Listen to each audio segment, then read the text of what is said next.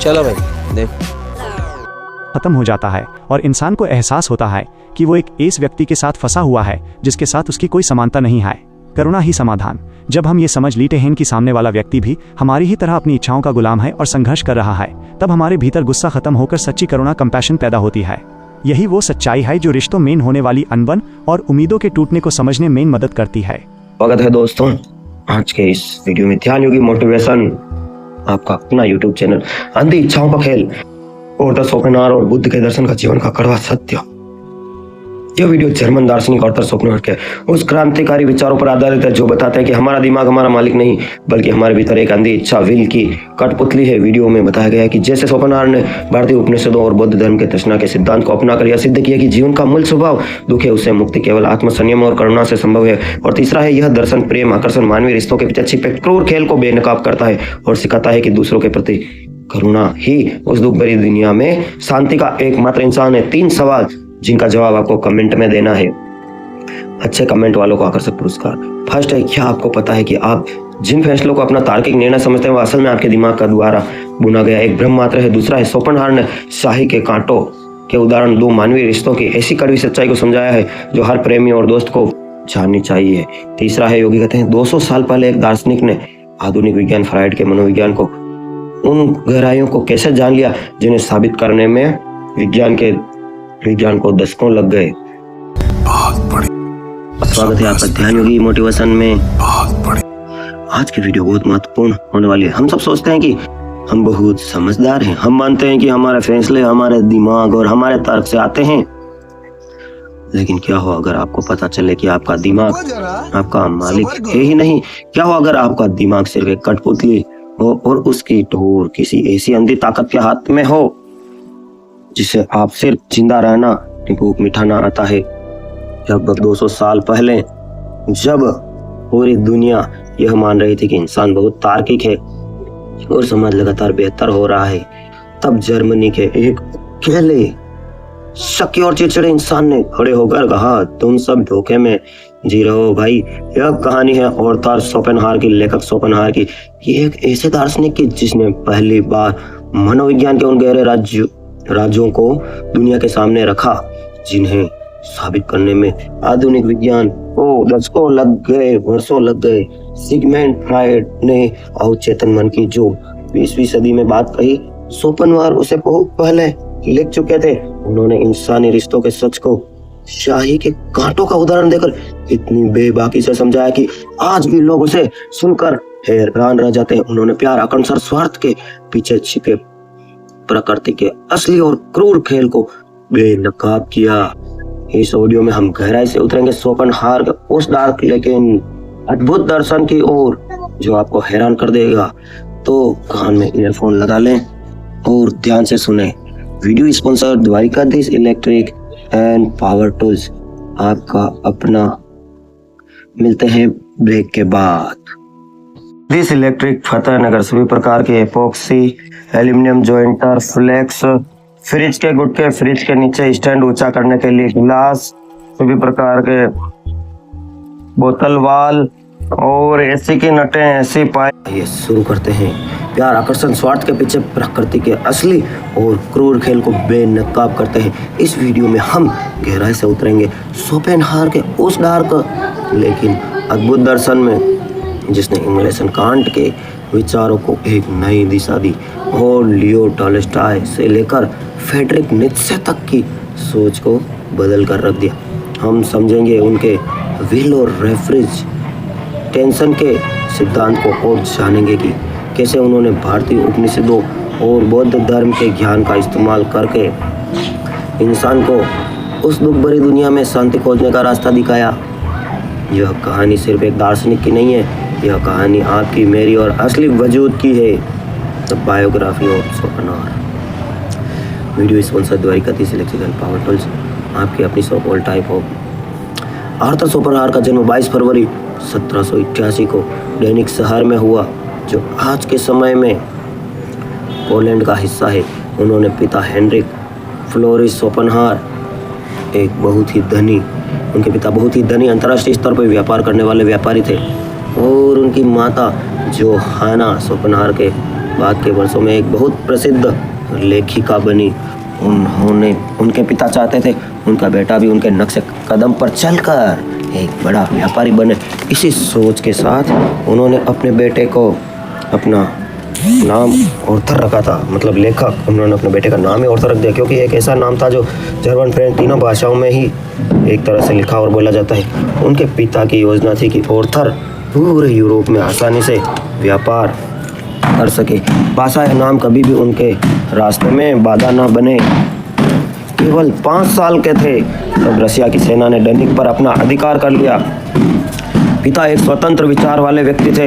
उन्होंने नई सरकार की नीतियों उनको पसंद नहीं आई। उन्होंने अपनी सारा व्यापार समेटा और पूरे परिवार के साथ हैम्बर्ग शहर आ गए। हैम्बर्ग में आर्थर का बचपन बीता था। उनके घर में हमेशा बड़े व्यापारी और राजनीतिक दुनिया भर के यात्रा करने वाले लोगों का आना जाना लगा रहता था। इस माहौल ने आर्थर को बहुत कम उम्र में ही दुनिया के अलग अलग हिस्सों के बारे में जानकारी दी। अब ऑर्थर 11 साल के हुए। जब ऑर्थर 11 साल के होते उनके पिता ने उन्हें बहुत ही अच्छी शिक्षा दी। सीखने के लिए फ्रांस के हमारे शहर के एक व्यापारी मित्र के पास भेज दिया। हाँ, यहाँ वे 2 साल बहुत अच्छी फ्रेंच बोल लेते थे 2 साल में ही। उनके बाद 1803 में जब 15 साल के थे तब उनके माता पिता के सामने एक प्रस्ताव रखा। उन्होंने कहा कि ऑर्थर अपनी स्कूल की पढ़ाई पूरी करे और विश्वविद्यालय जाए या फिर अपने माता पिता के साथ पूरे यूरोप की एक लंबी यात्रा पर चले, वापस काम सीखे। ऑर्थर ने यात्रा का विकल्प चुना। यह यात्रा 1803 से 1804 चली। इसमें ऑर्थर के जीवन और सोच को पूरी तरह से बदल कर रख दिया। उन्होंने हॉलैंड, इंग्लैंड, फ्रांस, स्विट्जरलैंड और ऑस्ट्रिया के कई शहरों को देखा, लेकिन इस यात्रा में उन्होंने सिर्फ सुंदर महल या प्राकृतिक दृश्य ही नहीं देखे, उन्होंने दुनिया की असलियत भी देखी। फ्रांस के टूलोन शहर में उन्होंने कैदियों को जंजीरों से बंधे हुए और जहाज़ों पर भारी काम करते हुए देखा। इंग्लैंड की सड़कों पर उन्होंने भयानक गरीबी और बीमार लोगों को तड़पते देखा। इतिहासकार रूडिगर सावस्की अपने जीवन में बताते हैं कि इस यात्रा के दौरान ऑर्थर ने जो दुख, गरीबी और इंसानी लाचारी देखी, उसने उनके मन को दुनिया भर में बहुत नकारात्मक और यथार्थवादी नजरिया पैदा कर दिया। वे सोचने लगे कि अगर दुनिया किसी बुद्धिमान और दयालु शक्ति ने बनाई है तो इसमें इतना भयंकर दुख और पीड़ा क्यों है? आप बताइए कमेंट में। चलो भाई देखो।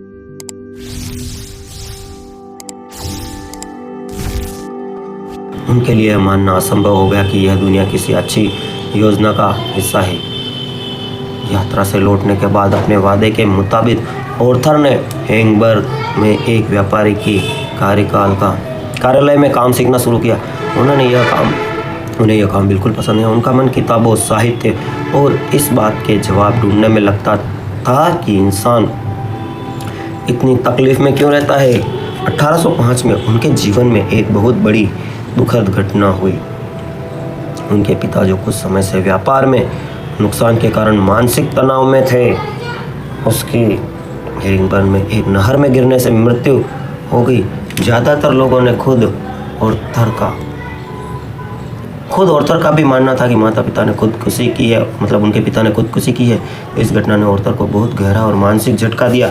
इतना बड़ा व्यापारी और खुदकुशी, कई लोग मानते थे और उनका बेटा ऑर्थर भी मानता था कि उनके पिता ने खुदकुशी कर ली। इतना अच्छा व्यापारी, इतना प्रतिष्ठित आदमी इंग्लैंड में। उनकी माँ जोहाना हैम्बर्ग छोड़ दिया उन्होंने, उनकी माँ ने छोड़ दिया। वाइमर शहर चली गई। वाइमर उस समय जर्मनी का बड़ा सांस्कृतिक बौद्धिक केंद्र था, जहाँ महान लेखक और विचारक थे। जोहाना ने अपना एक सामाजिक समूह बना लिया और वे बहुत मशहूर होती गई। सामाजिक संगठनों के जुड़ने के बाद ऑर्थर अपने मृत परिवार के सम्मान में कुछ और एक हैम्बर्ग व्यापारी काम करने लगे, लेकिन अंदर से वे बहुत परेशान थे। अंततः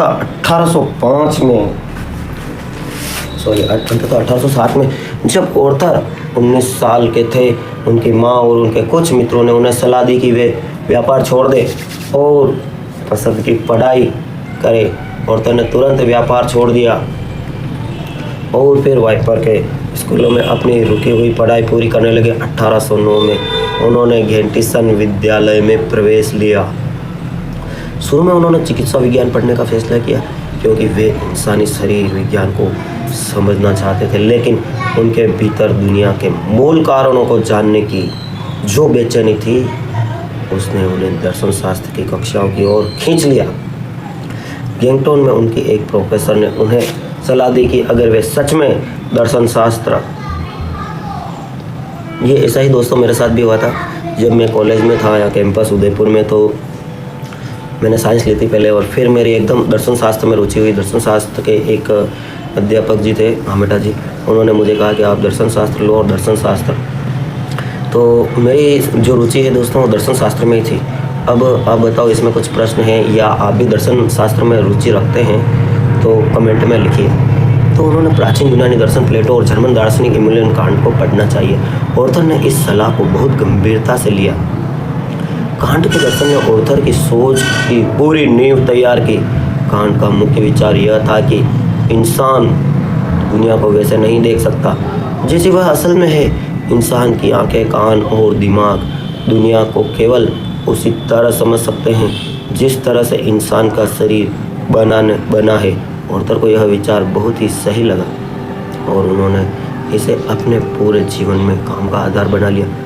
इसके बाद 1811 में वे बर्लिन विश्वविद्यालय चले गए, जहां उन्होंने विज्ञान, इतिहास और दर्शन शास्त्र के कई विषय पढ़े। वे बहुत ज़्यादा पढ़ते थे और हमेशा अपने प्रोफेसर से विचारों पर सवाल उठाते। 1813 में मतलब 1813 में नेपोलियन युद्ध के कारण बर्लिन में माहौल बहुत ख़राब हो गया। युद्ध से बचने के लिए ऑर्थर बर्लिन छोड़कर रूडोल्स्टेड नाम के एक शांत शहर में चले गए, जहाँ उन्होंने अपनी पहली किताब लिखी जो उनकी डॉक्टरेट की थीसिस भी थी। इस किताब का नाम था on fourfold root principle of synthesis. दोस्तों मैंने भी एक बुक लिखी है योगी फिलोसॉफी नाम से। आप अमेजन से, मैं डिस्क्रिप्शन अमेजन से योगी फिलोसॉफी नाम से अभी मैंने सिर्फ 200 पेज की बुक लिखी है। अगर आप हमारा सब वीडियो में लाइक, कमेंट, शेयर करते हैं तो आपको यह किताब फ्री उपलब्ध हो जाएगी। हाँ, इस किताब में इंसान के सोचने और दुनिया को समझने के तरीक़ों को बहुत ही सरल लेकिन गहरे तरीक़ों से समझाया। उन्होंने कहा कि इंसान का दिमाग हमेशा हर चीज़ का कारण ढूंढता है। हम बिना कारण के किसी भी चीज़ को स्वीकार नहीं कर सकते। उन्होंने इसके 4 अलग अलग तरीके बताए।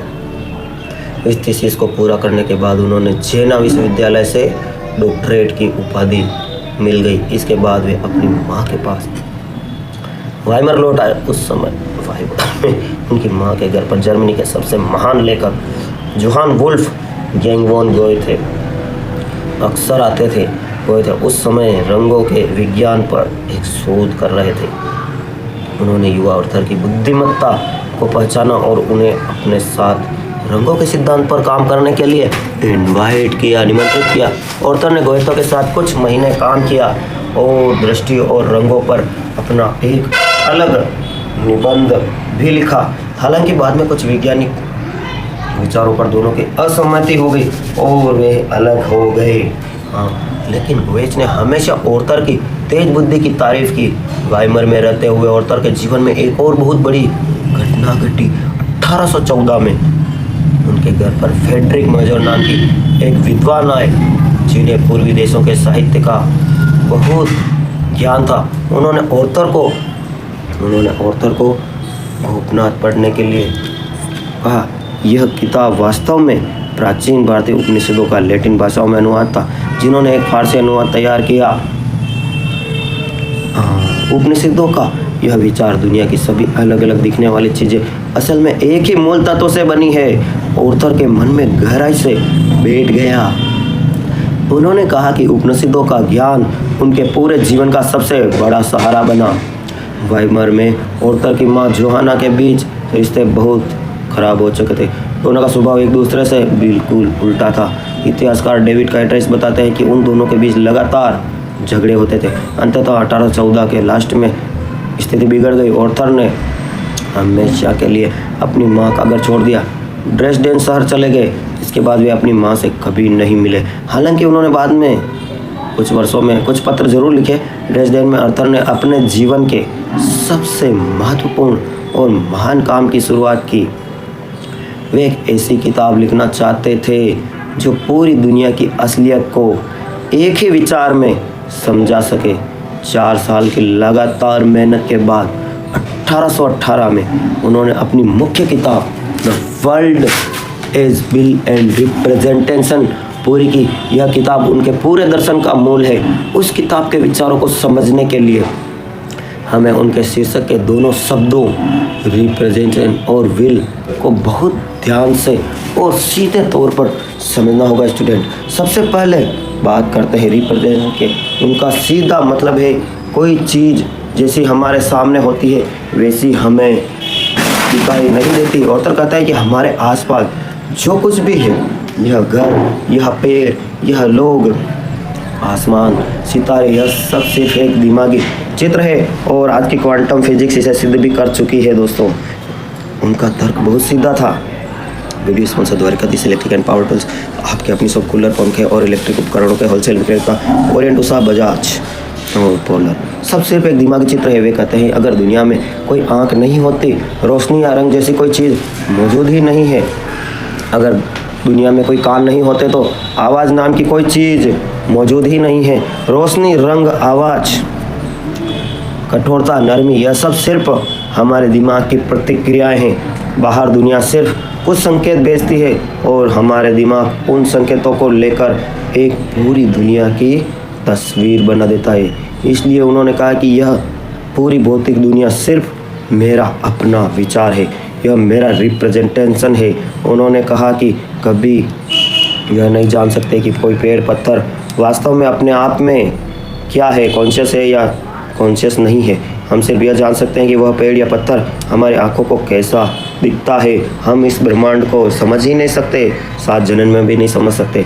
यही कहते हैं ऑर्थर। और हमारे प्राचीन ऋषि मुनियों ने तो हजारों वर्ष पहले कह दिया था, यथा दृष्टि तथा सृष्टि। इस सृष्टि को जैसे देखोगे वैसी हो जाएगी, सब माया है। इसलिए तो कहते हैं कि अच्छे विचार करो और जैसा सोचोगे वैसा बन जाओगे।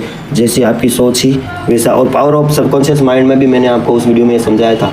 जैसे आपका कोई कार्य है और आपको डर लग रहा है मैं असफल हो जाऊंगा, मैं उससे मिलूंगा तो ये होगा और मेरा ये काम नहीं होगा, तो आप ज़रूर असफल होंगे। और जब आपने सोच लिया कि हाँ आसान है और यह काम ज़रूर होगा और बिल्कुल उसको नॉर्मल वे में किया, बिल्कुल बिना डरे, तो वो काम वास्तव में आसान हो जाएगा। दोस्तों, यहाँ तक कुछ समझ आया तो एक लाइक, कमेंट और शेयर जरूर करें। इस वीडियो को बनाने में 1 महीने की मेहनत है दोस्तों। 20 मिनट में मैंने आपको दिखा दिया, ऑर्थर की पूरी लाइफ दिखा दी, उनकी 40 साल की। फिर भी आप लाइक, कमेंट, सब्सक्राइब, शेयर करने में क्यों कंजूसी करते हैं? आपका एक कमेंट हमें मोटिवेट करता है। आप फेसबुक, इंस्टाग्राम और सभी ग्रुप में शेयर कर सकते हैं।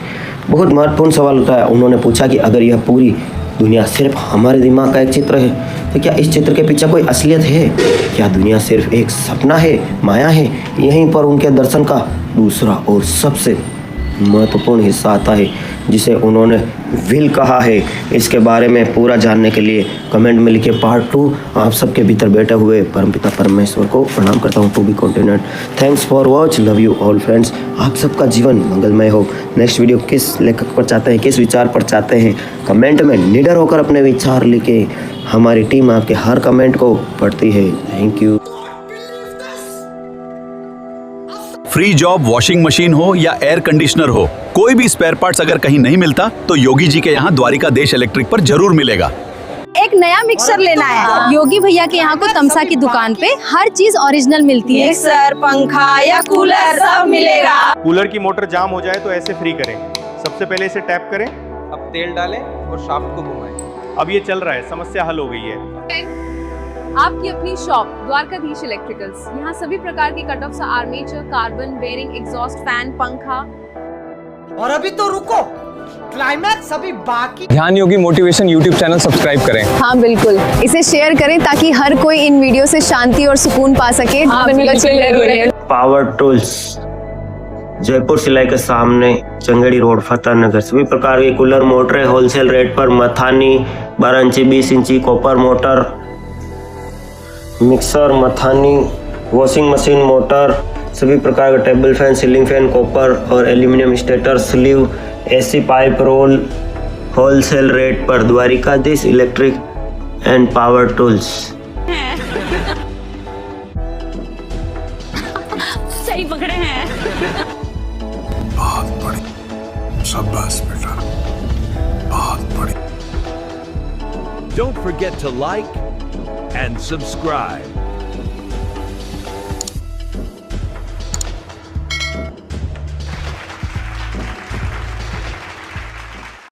और अभी तो रुको, क्लाइमैक्स अभी बाकी।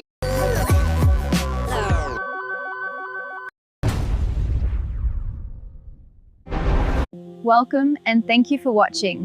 Please like, share and subscribe as the full video is yet to come.